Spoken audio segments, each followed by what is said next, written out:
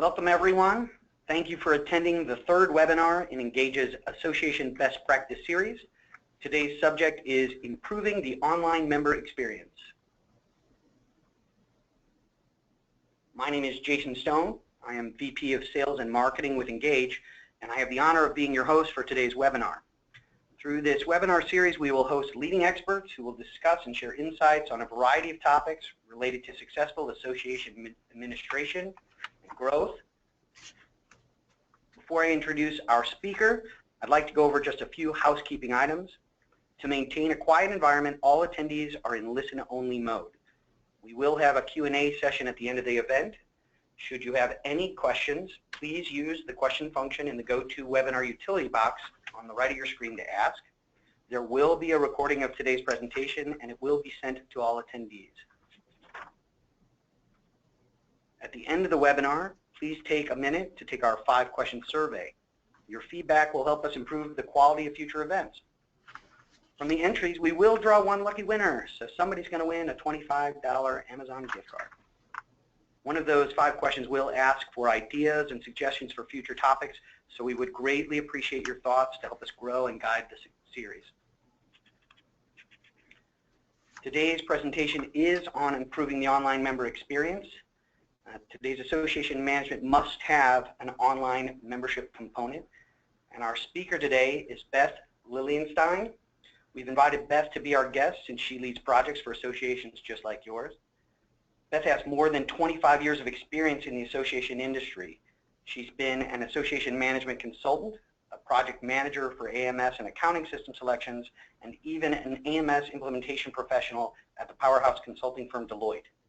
She has been an IMIS product manager at ASI and has a background in software development and SharePoint. Folks in DC may know her as the treasurer for the DC chapter of ASQ. ProTech, as many of you may be familiar, is a popular and award-winning AMS. They have an outstanding customer retention rate, and Engage is proud to have partnered with them on many, many successful association projects. Thank you for sharing your knowledge and experience with us today, Beth. The podium is yours. Okay, thank you, Jason. I'm really very excited to be talking with you today. And let me just make sure that I can advance the slides. There we go.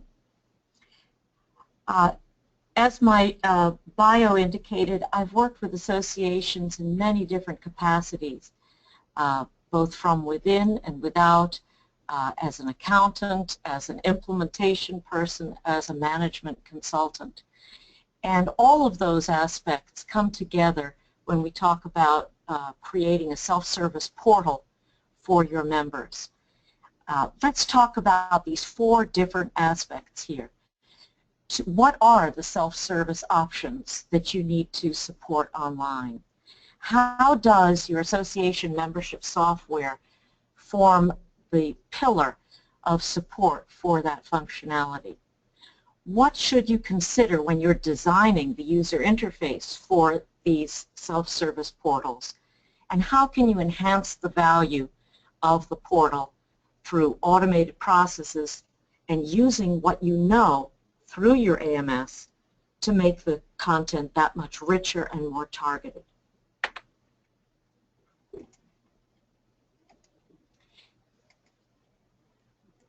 In the past, people would have to call the customer service department in order to get information and take action in terms of their experience with the association. But in this era, that is no longer the preferred method. Everyone expects to be able to go online 24/7 and simply get the information they want, do what they want. But when we design a member portal, we still must keep in mind that customer service model, because what you need to present to your members is really based on what you know they ask. We have to make sure that we don't just overwhelm them with information, but provide them the information that is of interest and value to them. So always think about that customer service panel as the basis of your member service portal. And of course, the key here is to think in terms of empowerment.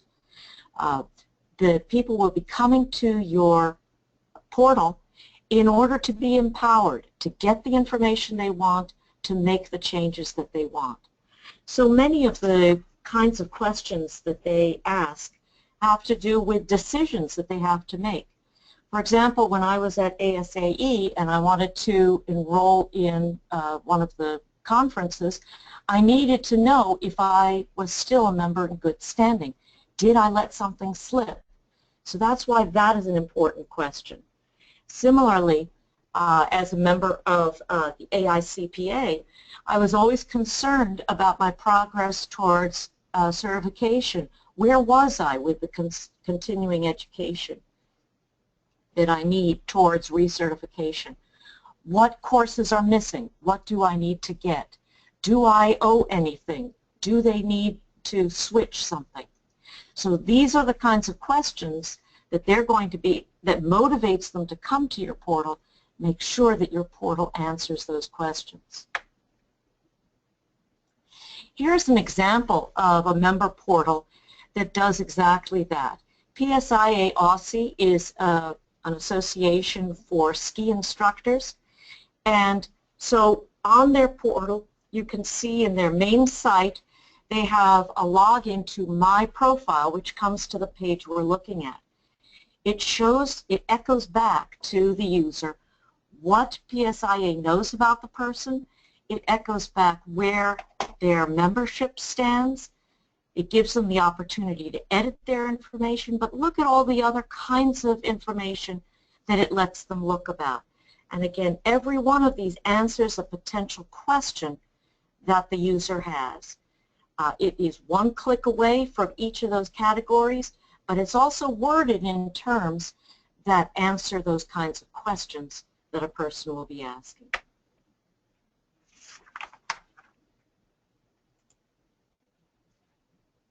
The other kind of question that you have to be prepared to ask, to answer, I should say, is what do you offer?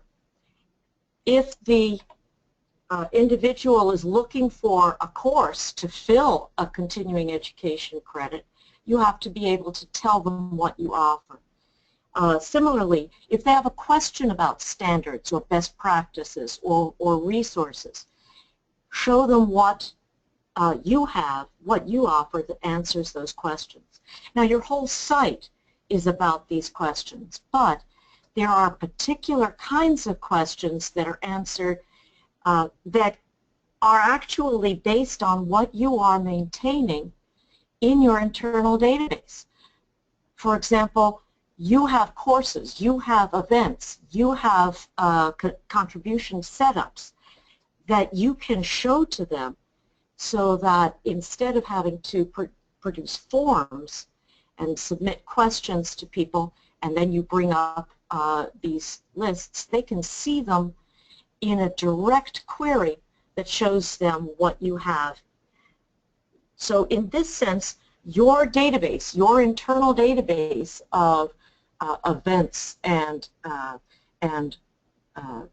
journals and products actually forms the backbone of the information that you can show them. Here's an example of that. AANAC, Nurse Assessment Coordinators Association. One of the most important offerings they have are the workshops. And so these workshops are defined clearly in their association management system. Instead of producing a whole list in web content, what they're doing is providing a list that is generated directly out of their database. These are my workshops. This is where they are located. This is when they are. And by clicking on it, you can get more information about each one. So what this is doing is creating a different kind of information, a hybrid between the content, web content, and the database query that you can get out of your back-end database. Another example of where this kind of data-driven content can come is in this example from the American College of Rheumatology. The public can get online and search the membership database because they need to find someone based on where they are, what is their specialty, and other kinds of questions. Your members may also want this information, but here is the situation in which the same information that powers member customer service can also power the public and their use of your database. So in this particular case, we have a button right on the home page to begin your search. That search comes to a form that's easily filled out, very clear and simple, and so the person can fill out a location, a radius search within an area of a zip code. The results that come up are a query of your database, of your membership database, automatically filtered and sorted by distance. Click into the name and you can pull up whatever information you feel the audience that you're addressing needs. So at this point, if I'm a member of the public who's been looking, I can go right to the phone, I can go right to the email, I can proceed to follow up on that search or do another search. This is the kind of sequential driving down. Each of these pages is a different slice of the data determined by the question that came before. The other important thing is that after showing them this information, you want to make sure that they can act on it. As I showed you with the directory service, you make it easy for them to act on it by simply clicking on the phone or clicking on the email. Similarly, any of these results that you provide them from your database should make it possible for them to act. Let them join once they find out what the benefit gives them. Let them renew immediately. Let them register. Let them buy. So everything that you present to them, you should always provide a button of some sort that lets them follow up on the information that you preceded. Here is an example. This is for middle-level educators. And here is their a page out of their product catalog. You can see that they have lots of different topics, and so somebody might come to this catalog simply to find out what is available. But if you're going to show it, let them add it to their cart. Don't just provide the information and then say, please call. Let them add it to their cart. What's more, by making that e-commerce driven directly out of their database, you can give them the price. You can automatically charge them the price for their membership level. And you can filter the listing just for members if these are certain products just for members. So there's a lot you can do if the product catalog comes right out of your database, as opposed to what I know many are doing, which is to have a third party manage your product store and manage the e-commerce. If you can provide it by yourself using your own resources, you have that much more information that you can drive. Here is another example, now in the case of meetings. So this particular organization, this is again ANAC, they find the list of workshops that are available to them. Immediately add it to my calendar is the top button. Register, find out about the speaker, find out about the location and how I get there. Get a download. All of these are follow-up actions that are being provided by coming directly out of the database. And you can make that process extremely easy. In this particular case, they have a button to register, and it goes right to their shopping cart. And so they can check out right then and there. As you can see in the middle section of promotions, if you want to offer certain additional marketing incentives, that is certainly something that you can do within the confines of a standard e-commerce solution. So I've already begun to talk about the importance of your AMS in powering this. And in fact, that's really what makes this a member portal as opposed to any other page of your website, is that live, dynamic relationship with your database. Use that information in a direct link to your website to read what's in your database. Let the member functions be powered by the same information that your internal staff uses. And also, let their responses and their actions automatically update that same database. So going back to the kinds of questions that they have, the first kind of question I mentioned was about me. Where do I stand? What is my continuing education? Do you have my profile correct? Where am I in my membership? These are all aspects that come right out of the database.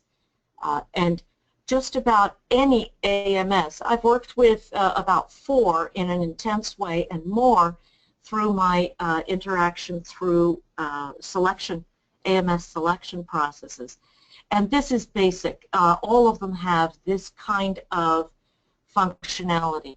So I think all of you listening to me today have this information in your database. And therefore, any information here could also be exposed to the user online and power this kind of self-service. So each of these, this is an example of the kind of categories that you would expect to see in your AMS. Any one of these can answer the kinds of questions that I listed on the slide before.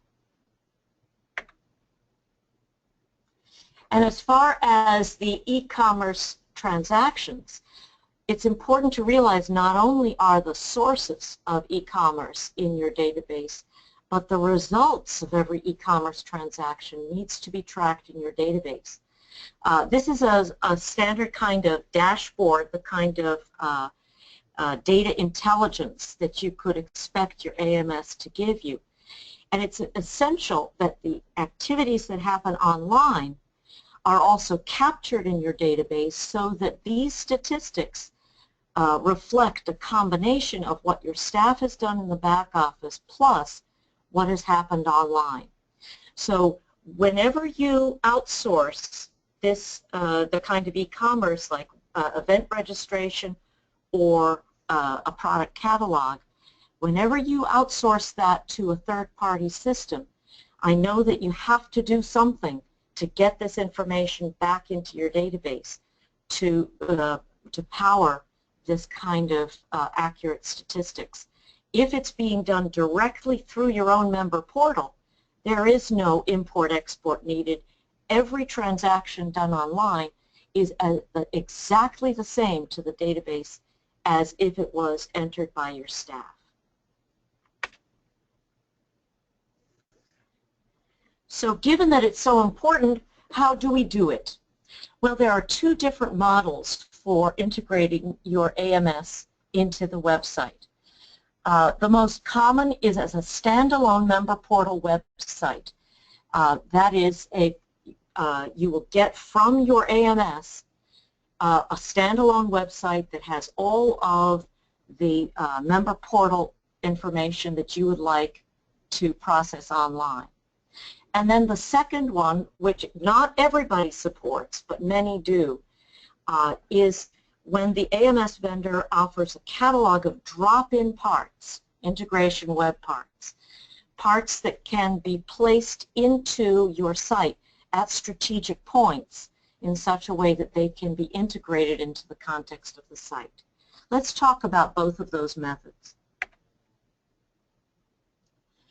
first, the standalone dedicated member portal website.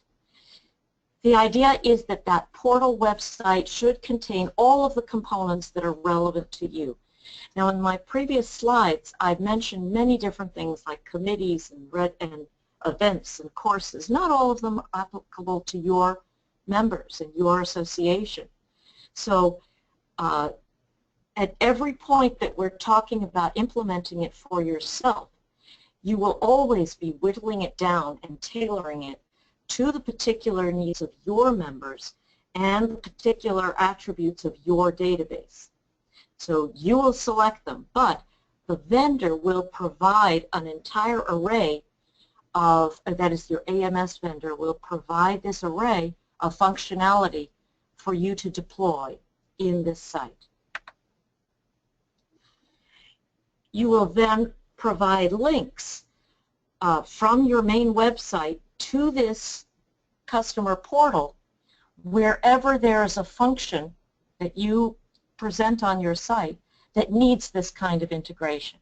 So you may provide an entire event calendar on your main website and then provide a button that says register, and that button may need to go to your customer portal. Or the whole event calendar may be on the customer portal. So when the user clicks on a menu option for calendar of events, it takes them to the customer portal. And then, of course, the person has to be able to come back to your main site for additional content and the other information that you provide on your site. The pages in this customer portal, because they are provided by the AMS vendor, will be completely oriented around providing this kind of integration with the data. So the focus will always be on that direct reading and writing to the database. This is a relatively easy solution to implement because your AMS vendor provides it basically in a state that's just needs to be tweaked, and then you can set it up. It does not require a web designer to build it from scratch. Here is an example of a client who uses two different sites. This is the Common Ground Alliance, and its members are people who prepare the ground for construction or other kinds of projects. So the main website is on the left, and you can see the kinds of menu options that they have. Media and reports, which is pure content, programs, damage prevention, about us, this is pure content. At the same time, events and membership are actually going to relate to your to their back office database. So here is a page on their website with content about their membership and a button, Join Now. When they click that button, it takes the user to a page on the portal site that relates to their membership, and they go through the process one by one. Now, in this particular case, the example I've given is if they click this My Account button, which is on their main site, on every page, it takes them to, again, a page within the portal site related to my profile. But you can see they have the exact same menu options. So if at this point they want to go to Media and Reports, that they can click that menu option and it comes back to the main site. So what we've tried to do is to make the look and feel so similar that the user does not really feel he's going from one place, one site to another, but simply back and forth from one part of the site to another part of the site. And this is really the ultimate that we would be looking for with this kind of a solution. The other kind of approach is more seamless. And the image that I have here of placing a puzzle piece within an existing framework. I think is a good one for you to keep in mind for here. So what you will get from your AMS vendor, if they offer it, is a particular form, a web part or a widget or a module. They're called different things depending on your particular content management system in your website. It will be a particular piece that can be placed on a page, any page within your site. But the catalog of forms that you will choose from is are forms, each one specialized for a particular kind of interaction. For example, a particular form that updates their addresses, a particular form that purchases a product, a particular form that adds a continuing education record.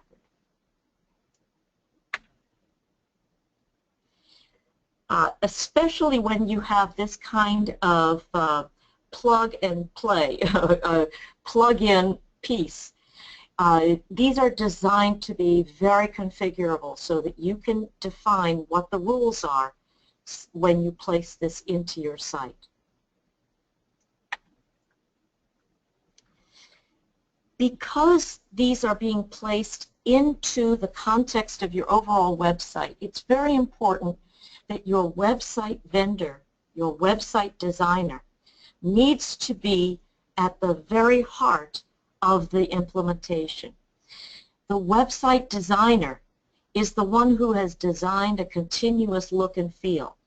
The website designer is the one who has designed a content hierarchy and can identify where this particular place really belongs and how to make it fit within the context of the other aspects of the site.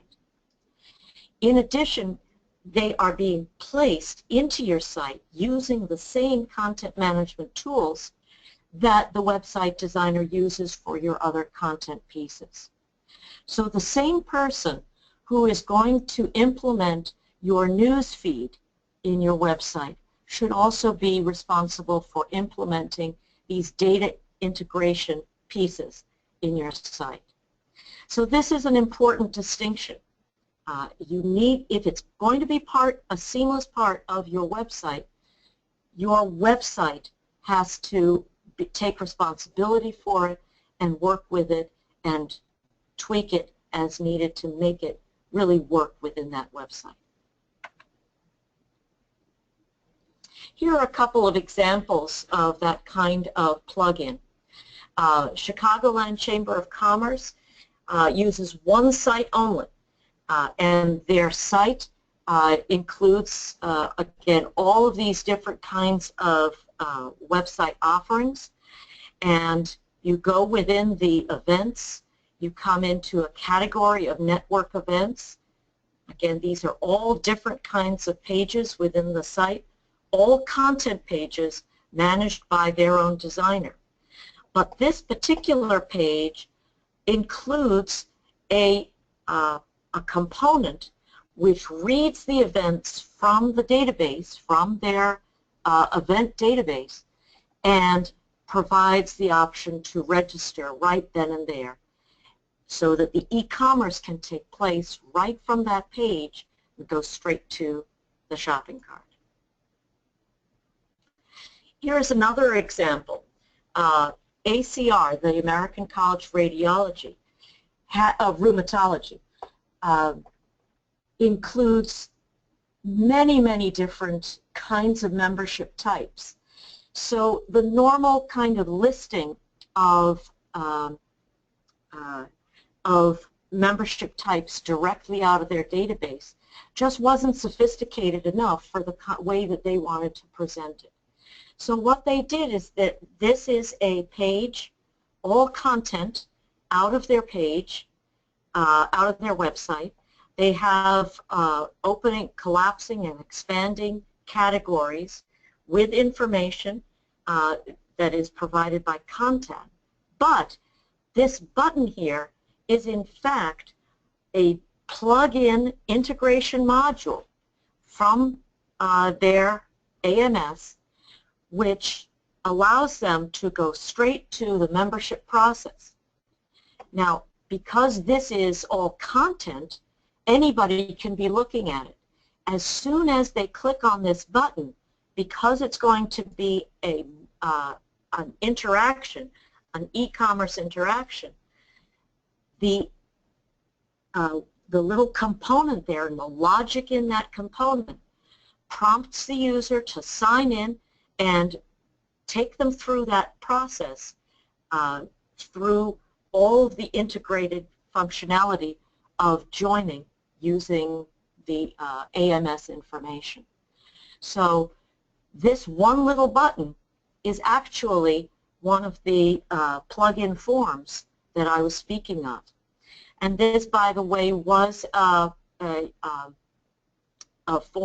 site that Engage designed and implemented. And they implemented the these integration components into the site.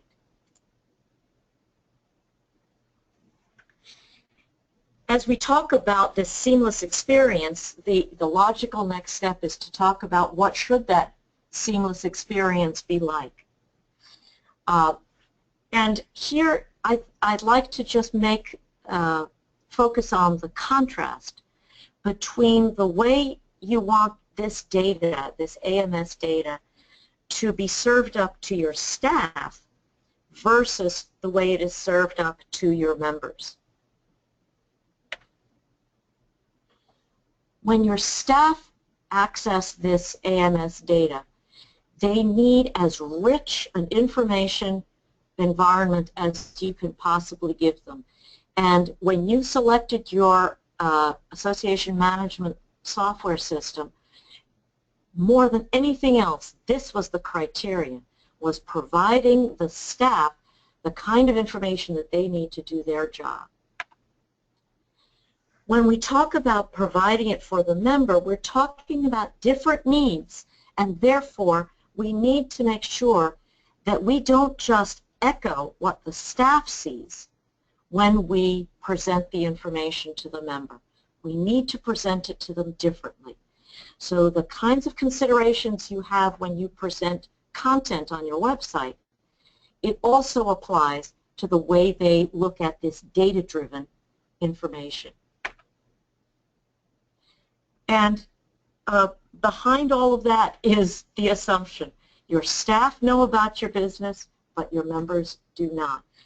Your members only know what they know. They only know what you ask them to know. So here is a kind of overview chart in which I'd like to contrast the different needs. So staff users use the same processes again and again and are trained. So when they're looking at this data, it's always in that context. So they're interested in as few screens as possible for efficiency.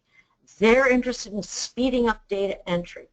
They're interested in seeing as much information at once so that they understand the context. For example, I know that when a staff person pulls up a contact record, they want to see at a glance, is this a VIP? Does this person owe money? Does this person have any issues on file with us? Is this person a contributor? Big, big information that may be totally irrelevant to why the staff user pulled up that record originally. Maybe it was just to answer the person's call. But give them that much information so they have the context, that richness of information that represents CRM, customer service. So we also want them to be able to move quickly from one action to another because they don't know what's going to come up. And certainly don't include instructions on that screen. They know what they're doing. By contrast, members, we don't want to give them a lot of information at once because then they're confused about what they're supposed to do next. So simplify, simplify. Each screen, the most important thing is to be clear and simple. Spell things out for them, what they're supposed to be doing. Don't give too many choices. Lead them through a linear process. Yes, a linear process means more clicks. And we know when we're creating a hierarchy of data within your site, we don't want too many clicks. But if the person is expected to fill out an application, it is better to give them more clicks and clearer information about each question than it is to give them one enormous long scrolling form that they have to fill out. Many of them may give up before they come to the end. So walk them through and, of course, anticipate the questions they'll ask. I think these guidelines are best illustrated with examples. So here is a particular association. CLARB is for landscape architects, and each of the architects has a council record, which is essentially like an application in which they are continually providing information about their education, their employment, their background, etc. When we show it to the staff, we need to make sure that the staff, when they come to this point, can see anything that's of relevance and can see a dashboard, a high-level dashboard of where the person stands. That's not necessarily what the user should see. Okay? Instead of this much information for the user, where they don't know what's important, they don't know what's already provided by context and what they need to provide, let's take a look at how we might manage this online so that it's very safe and easy and comforting. When you go onto the CLARB website, one of the things that you find when you go to their My Council record, which is again only available if the person is logged in, is that they show information, a help video, 2 help videos about how you do it. This is tremendously valuable. In addition, they provide just a handful of buttons to make it very clear what you can do to actually take action. So I'm going to click that Add Education, and I have a simple form, a lot of instructions, very few fields, and yet everyone very, very clear. By the way, the little pop-up email, as soon as I clicked on this, I got a message from CLARB telling me what to do and taking me to the screen that I needed to go. So you can use these announcements to hand drive the user to the right starting place. When I fill in this information, I click Submit My Education. I'm given 3 choices. Even though I have these different choices, notice how clearly they're presented in a linear way. So either I can add another right here, or I'm done and I can go and do something else. Or, having done what I needed to do, I can go to the exam, which is why I came here in the first place. Always keep that in mind. Why did they come to your site? They may not have gone to update their council record. They wanted to register for the exam, but they needed this first. So always keep that goal in mind. And this is part of what I was speaking of. Anticipate what their needs are so that you can serve it up to them in an intuitive way. If I decide to add employment, we're taken step by step. First of all, search and see if we already know your supervisor. If we don't, then is when I'm asked to add it. So if I were asked to add it and then told, oh, we already have that person, it's a duplicate, the user is a little frustrated, right? Because they entered this information without having needed to. And that brings up another point that that's important. Try to stop them before they make a quote-unquote mistake. Guide them through before they make a mistake. Don't just try to catch mistakes. Also, provide confirmation. Each time they do something, confirm it. And that gives them the confidence that what they entered in actually did make a difference. Especially when you're collecting lots of information, this is an important aspect. And so the value of the portal increases with all the steps that you remove from them. For example, as I say, enforce the rule before they make a mistake. Help guide them to the right path before they make a mistake, and then you have to catch it. But at the same time, catch mistakes and give them a solution. Give them an alternate path once you catch the mistake. In addition, if you can automatically pre-populate some of the information before they have to fill it in, that emphasizes to them the value of the information they're giving you. So, for example, if you have members who resist logging in because they really don't want to be bothered, they don't want to commit, they don't want to have to remember a password, show them every place where logging in has actually saved them time, actually saved them effort, has actually increased the accuracy of what you've done for them. And similarly, use the information you have on them to pre-select information that relates to them. Now, that can be displaying products that are members only if they are members and excluded if they are not. It can be displaying events in their chapter if we know already what chapter they belong to. There are a lot of ways that we can take what we know from the AMS, know from the customer relationship management system, use what we know to help serve them, and then they also put greater value on giving us the information that we can use.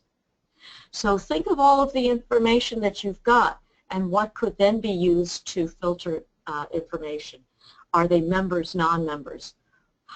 What is their position? What kind of industry do they belong to, or specialty, etc. Use this information. So coming back to the American College of Rheumatology, one of the most important menus that is there from any page is to say, what am I? And if I tell them what I am, then I can get, if I say I'm a rheumatologist, I can get a menu that's tailored to me, to the kinds of questions I'm going to ask. And just as I'm tailoring the content and menus, I can also tailor the data, the forms that are pre-filled. If I am a health professional, I have a different set of options. And again, the kind of join is now a different join than the first one, than the rheumatologist. So we know already what kind of membership they're going to want if they're health professionals. We pre-fill it and direct them right where they should go. Don't leave them wandering. They might make a wrong choice. And finally, for patients and caregivers who are not members, give them the kinds of options that involve using the database not just for member services, but for customer service. So Jason, I'd like you to pick from there. Beth, thank you very much. We really appreciate you sharing today.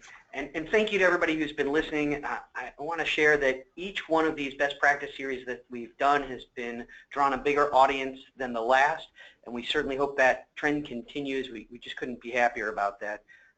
pretty quickly before I open the floor to questions that have come in. And if you have questions, again, by all means, please post them in the go-to interface on the right-hand side of your screen. We do our best in this series to connect the dots from what our expert Beth shares to what we do here at Engage. And for those of you on the call or on the webinar who are less familiar with Engage, a quick overview. Ours is an enterprise-level design and development firm. Our services are targeted to Microsoft-centric clients, and in the past 3 years, we've come to include a number of associations and organizations among our clients who we either manage their CMS or their AMS and CRM integrations, and where needed, we'll create custom software for them. In the past 3 years, we've established a strong track record for creating successful association websites. We've launched more than 20, and several of which were among Beth's examples of the right way to do things today. One of those sites took home this year's coveted ASAE Gold Circle Award, and congratulations once again to the American College of Rheumatology. Now, the diagram on the screen represents Engage's iterative process. This is how we tackle our projects with our clients. And I want to connect the dots of Beth's presentation here, and you may remember this image from one of her slides in the talk. The guy in this picture, that's us. We're the guys doing the heavy lifting. It's a good visual metaphor for a key service that Engage offers our clients, and that's integration. Integration of systems into one another, whether it's AMSs or databases, financial software systems into a front-end website, that's a core strength of our firm. Now, the technical type of work is typically not the domain of, say, a marketing or ad agency, so this is something that sets Engage apart. And it may be one of the key reasons for our success in the AMS integration space. If you have systems that need to be tied together, I hope you'll remember that this is the very thing we excel at here at Engage. So now on to our questions. Okay, Beth, first, is there any special functionality our AMS has to have in order to integrate with our website? Great question. You have many different kinds of AMSs out there. My experience is that virtually all of them have what it takes to do this integration. In general, what you're looking for are particular member-facing web components. Usually it will be a website, web pages that you can implement. But essentially what the integration is built on is the same integration data access that they're using for the back office, simply exposed to external systems. So I believe that you're going to find that capability in all of them. Okay, looks like we have one more. We need to space out IT projects at our association. Which website AMS integration projects would you suggest we implement first for the greatest improvement to our member experience? Now that's a great question. The low-hanging fruit that just about everybody starts with is the profile. Look at my profile, edit my profile, because it's so nice to be able to echo to the user that we know who you are and we are really collecting information. But actually I've found that that's not really the greatest value. The two pieces that I think your members are looking for more than any other are, one, the ability to renew online with minimal hassle and with some kind of reminder so that they don't miss that renewal window. And two, being able to register for meetings. So I would recommend that these are the two pieces that should be tackled first. For those of you in trade associations, the renewing online is it may not be feasible because you may be dealing with too much information and large sums of money. But registering for meetings is an absolute must. So that's where I would start. Okay, And I stand corrected. We've had one more question come in. This will be our final question, I think. Our association is very complex and has a number of membership types as well as levels for both individuals and companies. Is it really possible for us to create custom content for all the different types of members and their levels we have? And how complicated is it? Does that make sense, Beth? I think it does. All of you are unique, and there can be a lot of complexity. And one of the things you'll want to talk with your web designer about is how best to handle that. In the case of ACR, they found that using content in their website was the most effective way of presenting it, and then a different button for each of those.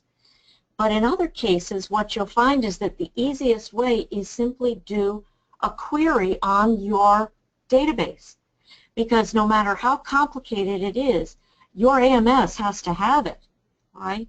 You have to have the particular structures in place to cover all of that. So a query that displays your membership structure online will, by definition, be complex enough, sufficient to display the complexity. So sometimes what would be a major pain in the neck if you had to do content for everything is actually very simple if you do it as a database integration. So talk with your, each of you will have to talk with your website designer to make the determination which is the best way. But be open to that possibility. The database is a great way to handle complexity. Okay, so that is all the questions.